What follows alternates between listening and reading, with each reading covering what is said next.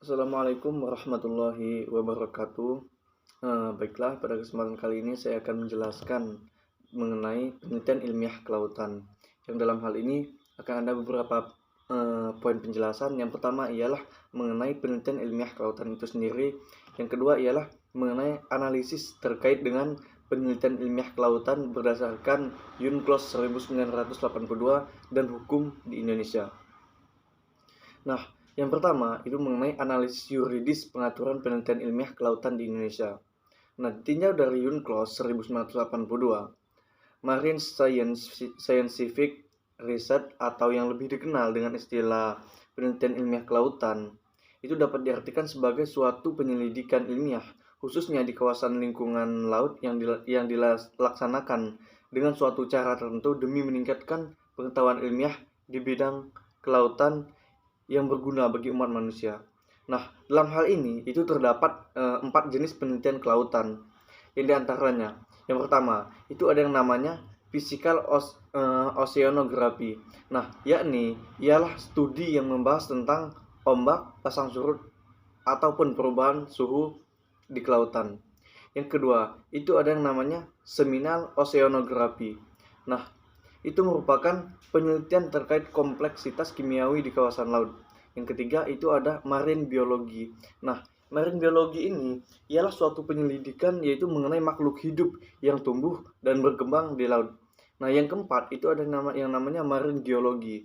Nah, marine geologi ini ialah suatu studi itu yang berfokus pada topografi dan sedimen dasar samudra beserta kandungan yang terkandung di dalamnya. Nah, kemudian, secara konseptual, bahwasanya pengaturan penelitian ilmiah di bidang kelautan itu diatur secara tegas di dalam UNCLOS tahun 1982. Nah, landasan hukum yang terkait itu dapat dijumpai pada bab 13 yang mana itu dimulai dalam pasal 238 yang berketentuan bahwa atau menyatakan bahwa suatu negara maupun organisasi internasional yang berkompeten di bidangnya itu memiliki suatu hak dalam menjalankan kegiatan penelitian ilmiah kelautan tanpa merugikan hak negara lain. Nah, berdasarkan UNCLOS 1982 terkait dengan penelitian ilmiah dalam yang dimulai dari pasal 238 itu menyatakan bahwasannya suatu negara itu mempunyai hak ataupun organisasi internasional itu yang berkompeten di bidangnya itu mempunyai hak untuk melakukan penelitian ilmiah kelautan itu tanpa merugikan negara lain. Nah, UNCLOS itu mengatur juga berbagai aspek penelitian ilmiah kelautan, termasuk kewajiban negara untuk mempromosikan penelitian ilmiah yang memperdalam pengetahuan tentang laut dan sumber daya kelautan serta pengelolaannya yang berkaitan dengan UNCLOS yang berkelanjutan. Nah, kemudian UNCLOS itu juga memberikan hak bagi negara untuk melakukan penelitian ilmiah yang sebagaimana saya jelaskan tadi. Nah, itu untuk melakukan penelitian ilmiah di zona ekonomi eksklusif atau yang kita kenal dengan ZEE dan laut teritorial negara lain dengan persetujuan negara yang bersangkutan.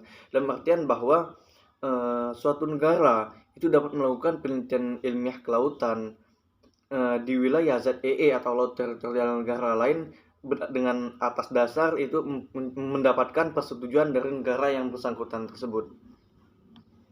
Nah, UNCLOS itu juga mengatur kewajiban negara untuk menghargai dan melindungi penelitian ilmiah kelautan. Nah, hal tersebut itu termasuk penyediaan akses yang mudah dan transparan untuk penelitian internasional untuk melakukan penelitian ilmiah di laut dan sumber daya kelautan.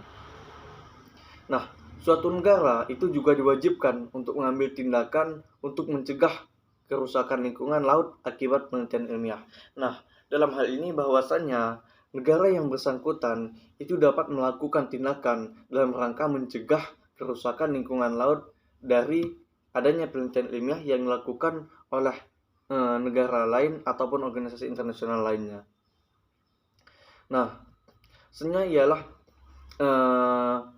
bahwasanya UNCLOS itu juga memberikan kerangka kerja hukum internasional yang mempromosikan dan mengatur penelitian ilmiah kelautan secara berkelanjutan dan menghargai lingkungan laut. Nah, Di sini juga dijelaskan berdasarkan UNCLOS juga bahwasannya setiap tindakan yang dilakukan oleh suatu negara itu semata-mata harus dimaksudkan dengan tujuan damai. Dalam artian bahwa suatu negara yang melakukan penelitian ilmiah kelautan itu harus dilakukan dengan tujuan damai. Nah, hal tersebut itu merupakan sebuah prinsip yang harus dipegang oleh setiap oknum yang ingin melakukan kegiatan penelitian ilmiah kelautan. Pada aturan konvensi, tepatnya pada pasal 240, itu telah tersirat beberapa prinsip yang menjadi tonggak dasar dalam pelaksanaan penelitian ilmiah kelautan. Di antaranya yaitu yang ialah penelitian ilmiah kelautan itu wajib dijalankan dengan maksud tujuan damai.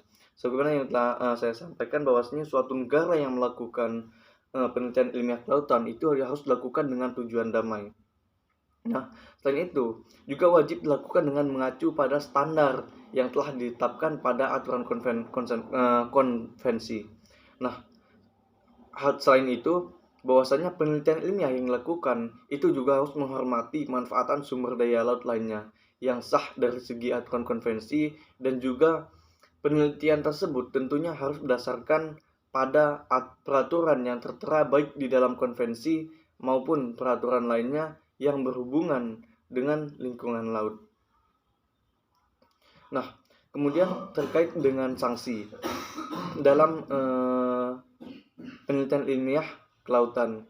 Terkait dengan sanksi, dalam UNCLOS tahun 1982 itu terdapat aturan sanksi bila mana itu terjadi sebuah pelanggaran yang dilakukan oleh para pelaku kegiatan penelitian ilmiah kelautan.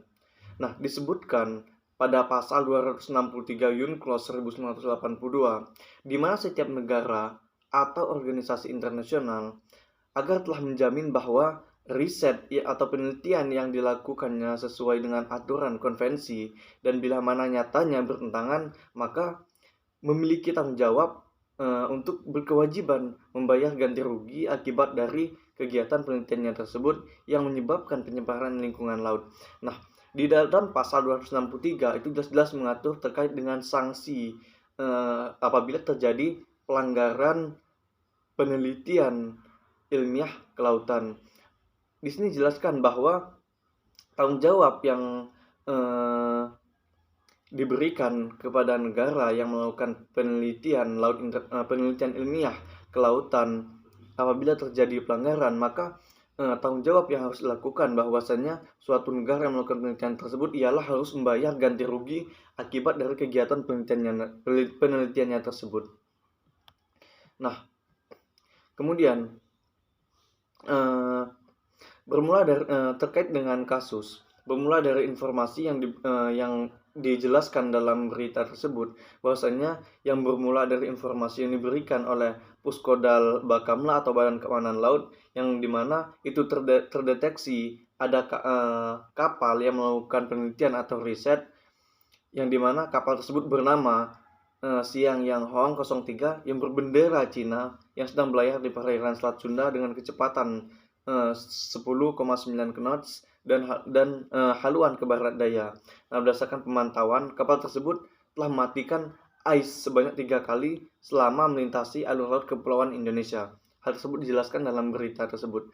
Nah, ais ini atau yang disebut dengan Automatic Identification System itu adalah sistem tracking kapal otomatis yang memberikan informasi tentang keadaan kapal baik posisi, waktu maupun haluan dan kecepatannya untuk kepentingan keselamatan pelayaran. Nah, hal tersebut dijelaskan dalam berita tersebut. Nah, berdasarkan Peraturan Menteri Perhubungan Nomor PM7 Tahun 2019, itu juga disebutkan dalam berita tersebut bahwasanya terkait dengan pemasangan dan pengaktifan sistem identifikasi otomatis atau yang disebut dengan AIS tadi bagi kapal yang berlayar di wilayah perairan Indonesia, itu telah diatur bahwasanya setiap kapal yang berbendera Indonesia dan kapal asing yang berlayar di wilayah perairan Indonesia itu wajib memasang dan mengaktifkan AIS tersebut. Nah, sesuai dengan Peraturan Menteri Hubungan, apabila AIS itu tidak berfungsi, maka nahkoda itu wajib menyampaikan informasi kepada stadion radio pantai atau disebut dengan SROP. Nah, serta mencatat kejadian tersebut pada buku catatan harian atau logbook kapal yang nantinya dilaporkan kepada sah bandar. Nah, dalam situasi ini, KN Pulau Nipah 321 tidak dapat melaksanakan dokumentasi dan pemeriksaan lebih lanjut dikarenakan dengan alasan cuaca buruk. Nah, KN Pulau Nipah 321 terus membayangi kapal survei Cina tersebut hingga keluar dari ZEI, Zona Ekonomi Eksklusif Indonesia.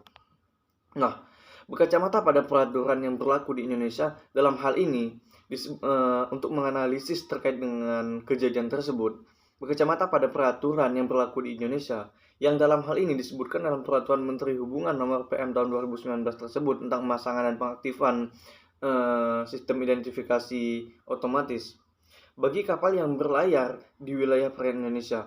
Nah, jadi sebagaimana yang disampaikan bahwasannya seharusnya menjadi kewajiban bagi nahkoda kapal yang melakukan penelitian di wilayah perairan Indonesia tersebut yang berbendera Cina itu untuk memberikan informasi tersebut kepada stasiun radio pantai. Jadi, dalam hal ini didasarkan pada Peraturan Menteri Hubungan Nomor PM 7 tahun 2019 dapat diartikan bahwa memang terdapat kesalahan dari kapal Yang Hong 03 tersebut. Berdasarkan itu, kalau dianalisis berdasarkan peraturan yang ada di Indonesia. Namun kembali berkaca berdasarkan hukum laut internasional atau UNCLOS 1982, itu juga mengatur kewajiban negara untuk menghargai dan melindungi penelitian ilmiah kelautan, termasuk penyediaan akses yang mudah dan transparan untuk peneliti internasional untuk melakukan penelitian ilmiah di laut dan sumber daya kelautan. Nah, negara itu juga diwajibkan untuk mengambil tindakan untuk mencegah kerusakan lingkungan laut akibat penelitian ilmiah. Nah, setiap tindakan yang dilakukan oleh suatu negara itu semata-mata dimaksud dengan tujuan damai. Nah, hal tersebut merupakan sebuah prinsip yang harus dipegang teguh oleh oknum yang ingin melakukan kegiatan penelitian ilmiah kelautan, sebagaimana yang saya jelaskan di awal. Nah, ketika didasarkan pada UNCLOS tahun 1982, tepatnya di pasal 238 tentang hak mengadakan riset ilmiah kelautan, bahwa kapal Yang Hong nomor 03 yang berbendera Cina tersebut itu mempunyai hak untuk melakukan riset ilmiah kelautan tanpa memandang letak geografisnya. Itu telah diatur dalam pasal 238 UNCLOS 1982. Nah, kemudian didasarkan lagi pada pasal 240 UNCLOS 1982 mengenai asas umum bagi penyelenggaraan riset ilmiah, bahwa dalam hal tersebut ada beberapa keberlakuan asas dalam melakukan penyelenggaraan riset ilmiah kelautan, yang diantaranya pertama itu bahwa negara yang melakukan riset penelitian ilmiah itu haruslah dilakukan dengan tujuan damai. Yang kedua, bahwasanya riset ilmiah kelautan itu haruslah dilakukan dengan metode yang tepat dan cara yang sesuai dengan konvensi ini. Nah, itu diatur dalam pasal 240 UNCLOS 1982. Nah, sehingga dapat dikatakan bahwa selama tidak bertentangan dengan asas umum pada pasal 280 UNCLOS 1982, maka dalam hal ini berdasarkan hukum laut internasional, riset penelitian ilmiah kelautan oleh kapal Yang Hong 03 yang berbendera Cina tersebut itu tidaklah melanggar hukum secara internasional. Itu berdasarkan analisis hukum laut internasional. Mungkin sekian yang dapat saya sampaikan. Saya kira wassalamualaikum warahmatullahi wabarakatuh. Nah,